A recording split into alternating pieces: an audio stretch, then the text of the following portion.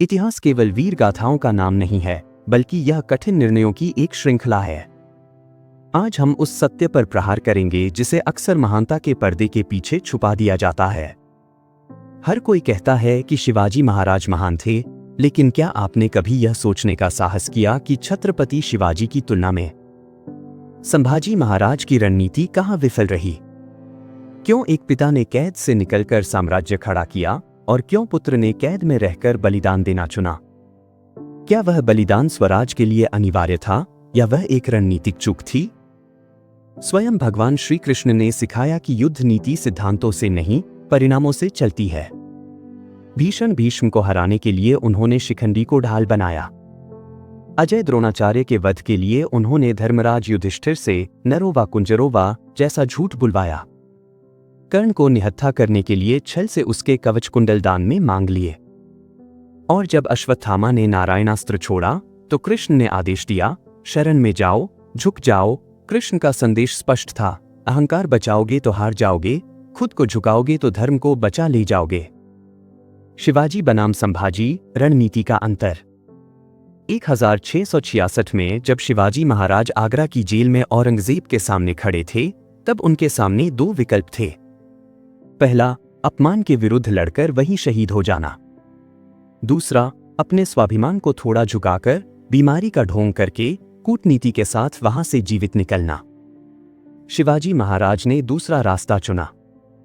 उन्होंने औरंगजेब को पत्र लिखे, स्वयं को उसका सेवक बताया और उपहार भेजे। क्या यह कायरता थी? नहीं, यह एक महान सेनापति की कूटनीति थी। वह जानते थे कि अगर राजा जीवित रहा तभी स्वराज जीवित रहेगा। उनके लिए स्वराज का अस्तित्व उनके निजी स्वाभिमान से कहीं बड़ा था। छत्रपति शिवाजी महाराज ने कृष्ण की इसी नीति को आत्मसात किया था। आगरा की जेल में जब उन्होंने औरंगजेब के सामने घुटने टेकने का नाटक किया, तो वह उनकी कायरता नहीं बल्कि कूटनीति थी। वह जानते थे कि शत्रु को छलना ही राजनीति है। परंतु संभाजी महाराज ने यहां अलग मार्ग चुना। संगमेश्वर में बंदी बनने के बाद जब औरंगजेब ने शर्तें रखीं, तब उनके पास कृष्ण की नीति अपनाने का अवसर था। यदि वह दिखावे के लिए समर्पण कर देते, यदि वह कूटनीतिक रूप से झुक जाते, तो शायद आज इतिहास कुछ और होता।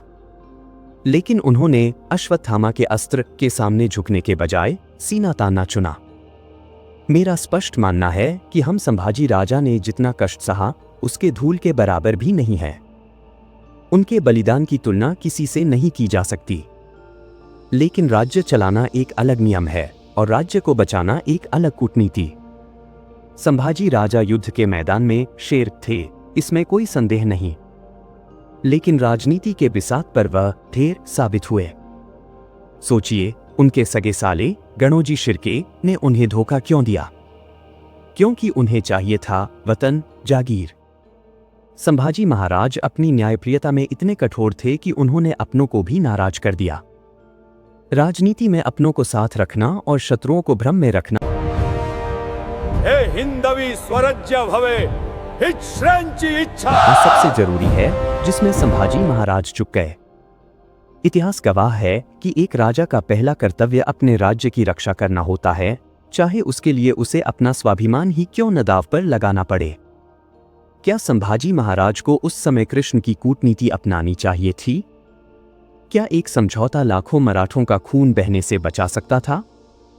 और एक विशेष प्रश्न, स्वराज के इतिहास में वह कौन सा करार, संधि था जो दो बड़े पक्षों के बीच हुआ लेकिन उसने इतिहास बदल दिया?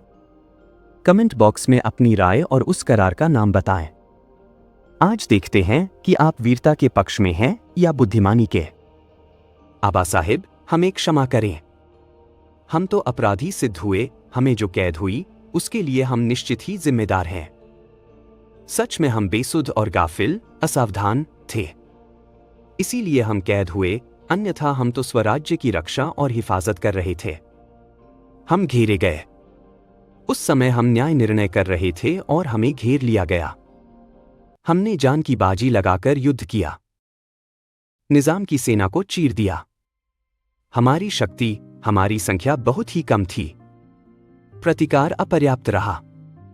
सामने 10,000 मुगल होने के बावजूद हमने केवल 500 मावलों के साथ युद्ध किया। हम शिरकान प्रांत में गए थे। वह शुद्ध भावना से गए थे। शिर के हरामखोर गद्दार निकले। उन्होंने स्वराज्य के साथ नमकहरामी की। वे मुगलों से जा मिले। वे मुगलों को हमारे ठिकानों का पता देने लगे। उन्हें सबक सिखाने के लिए हमें वहां जाना पड़ा। हमारा रायगढ़ जाने का मार्ग शिर्कों को कैसे पता चला, यह तो भगवान ही जाने। हमें कैद नहीं होना चाहिए था, पर हो गए। शायद यही विधि का विधान था। कैद होने का दुख नहीं है और न ही प्राण गंवाने का भय है। आज तक तो हमने मृत्यु को कोई कीमत नहीं दी थी। हम दुखी हैं क्योंकि हमारे कैद होने के कारण आबा साहेब की कीर्ति को ठेस पहुंची है। हमारी कैद की वजह से आबा साहेब की शान-ओ-शौकत पर आंच आई है।